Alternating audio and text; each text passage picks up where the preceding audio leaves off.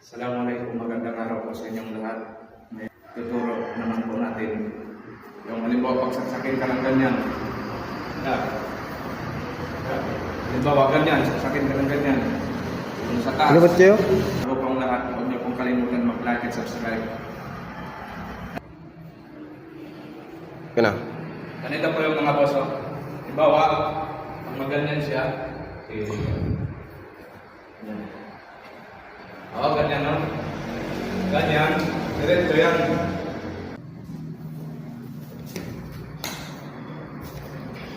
Ano din? Twist. Sipa.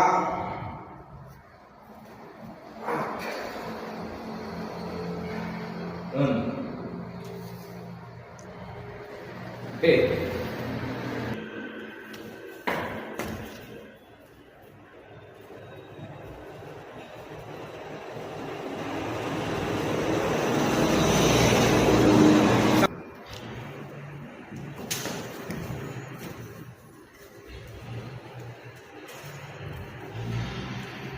Okay.